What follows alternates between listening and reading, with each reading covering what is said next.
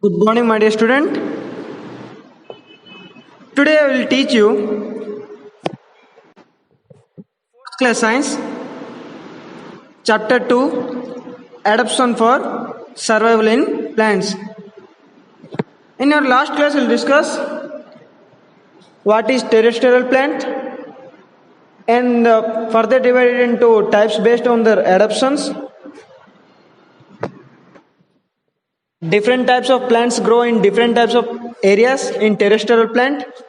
Now, today we will discuss aquatic plants and the types. Aquatic plant. Already know about said what is aquatic plant. Plants that grow in water are called aquatic plant.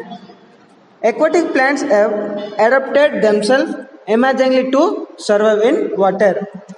Many plants grow in ponds, lakes, and other water bodies. Such plants found in water are also called aquatic plants. So, the aquatic plants are three main types. Some of such plants float on water while other fixed plants, and third one underwater plants. First is floating plants. Duckweed, water lettuce are some floating plants. Most of these plants have a fibrous root system, but they are not fixed at the bottom of the water body. Their roots just float below the surface. These plants have floating leaves which perform photosynthesis by trapping sunlight and carbon dioxide. Already you know what is photosynthesis. In first chapter you know.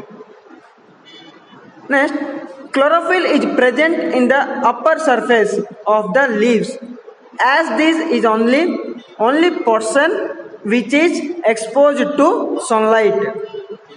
Floating plants are light and spongy to facilitate floating.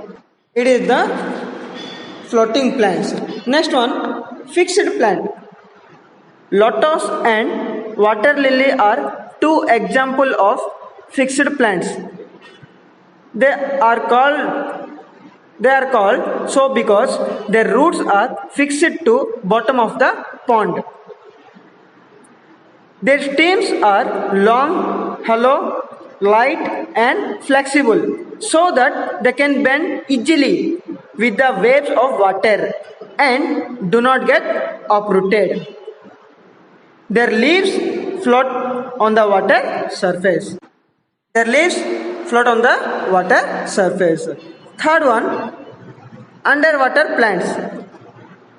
Plants like hydrilla, pondweed and some tap grass are some underwater plants.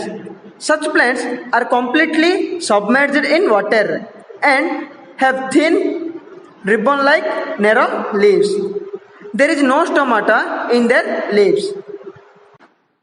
They absorb carbon dioxide given out by the aquatic animals through their body surface to prepare food. These are the aquatic plants. These are the terrestrial plants and aquatic plants of habitats. Now we'll discuss further. The topic is some non-green plants and unusual plants but amazingly interesting plants. First is some non-green plants. Have you seen a mushroom plant? The mushrooms, molds and beach dogs are non-green plants because lack of chlorophyll. Since these plants cannot make their own food through the photosynthesis, they only absorb from food other sources.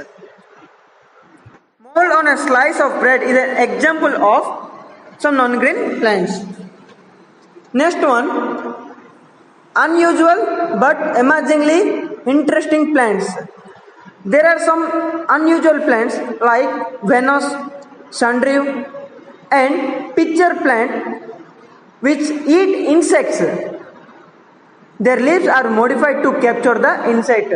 Such plants are called insectivorous plants. In a pitcher plant, the leaf is modified into a pitcher-like structure.